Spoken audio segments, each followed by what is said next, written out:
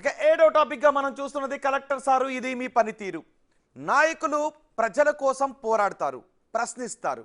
కానీ ప్రభుత్వ అధికారులు తమ బాధ్యతల్ని విధుల్ని సరిగ్గా నిర్వర్తించినప్పుడే ఏ ప్రాంతమైనా సమగ్రంగా అభివృద్ధి చెందుతుంది.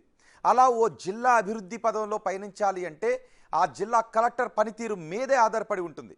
మరి మహబూబాబాద్ జిల్లా కలెక్టర్ అద్వైత్ కుమార్ సింగ్ పనితీరు ఎలా ఉంది? ప్రజా సమస్యలకు పరిష్కారాన్ని ఆయన చూపిస్తున్నారా? ప్రజా ప్రతినిధుల వినతుల్ని పట్టించుకుంటున్నారా?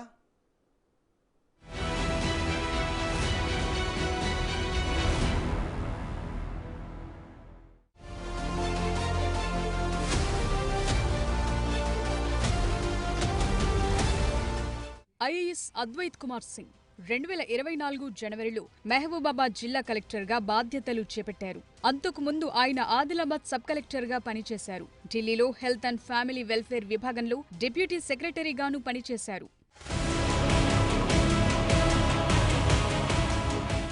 మహబూబాబాద్ కలెక్టర్గా అద్వైత్ కుమార్ సింగ్ పనితీరు ఎలా ఉంది?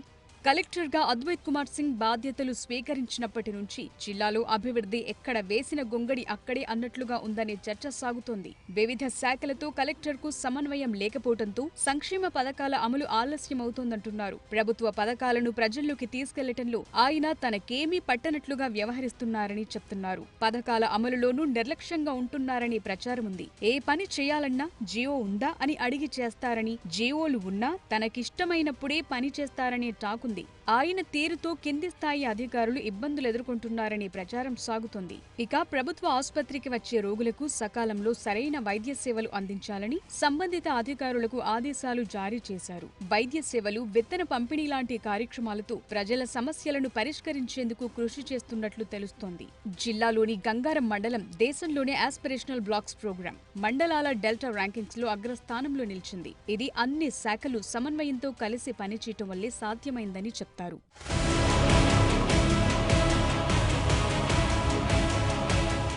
కలెక్టర్గా చేపట్టిన వినూత్న కార్యక్రమాలేంటి? మహబూబాబాద్ జిల్లా కలెక్టర్గా అద్వైత్ కుమార్ సింగ్ తన మార్క్ కనిపించేలా ఎలాంటి వినూత్న కార్యక్రమాలు చేపట్టలేదని తెలుస్తోంది. ప్రజలతో సత్సంబంధాలు ఎలా ఉన్నాయి?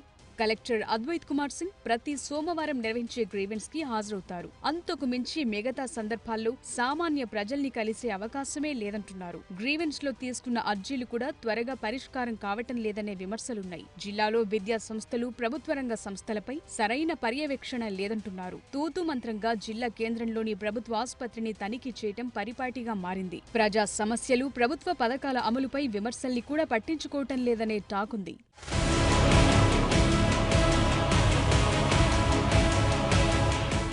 ఫైళ్ల క్లియరెన్స్ ఎలా ఉంది?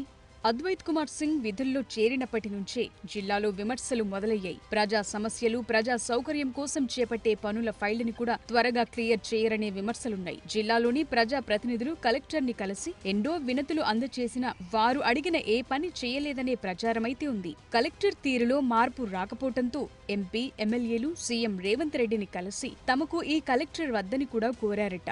ఇటీవలే గిరిజన సంఘాల నేతలు కూడా సీఎస్ ని కలిసి కలెక్టర్ని మార్చాలని కోరారు. అటు ప్రజలతో సంబంధాలు, ఇటు ప్రజా ప్రతినిధుల వినతులకు స్పందించకపోవడంతో జిల్లా అభివృద్ధి కుంటుపడుతోందనే అభిప్రాయం మహబూబాబాద్ ప్రజల్లో ఉంది. జిల్లాలో అభివృద్ధి పనులు నత్తనడకన సాగుతున్నాయని, ఇంకొన్ని పెండింగ్ లో పడ్డాయనే చర్చుంది. దాంతో కలెక్టర్ తీరుపై ప్రజల్లో అసంతృప్తి పెరుగుతోంది. కొందరు అధికారులు కూడా కలెక్టర్ తీరుపై అసహనంగా ఉన్నట్లు తెలుస్తోంది.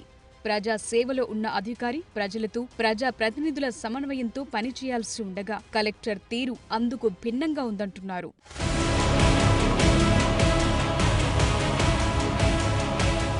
ఓవరాల్ గా కలెక్టర్ రేటింగ్. కలెక్టర్ పనితీరు 2/5, వినూత్న కార్యక్రమాలు 1/5, ప్రజలతో సత్సంబంధాలు 1/5, ఫైళ్ల క్లియరెన్స్ 2/5. రాష్ట్రంలోని మిగతా జిల్లాల కలెక్టర్లు తమ పనితీరుతో ఆదర్శంగా నిలుస్తుంటే మహబూబాబాద్ కలెక్టర్ అద్వైత్ కుమార్ సింగ్ మాత్రం తన బాధ్యతలను సక్రమంగా నిర్వర్తించడం లేదనే విమర్శలొస్తున్నాయి. ప్రజా సమస్యల పరిష్కారంతో పాటు జిల్లాను అభివృద్ధి పదంలో నడిపించేలా కార్యక్రమాలు చేపట్టాలంటున్నారు.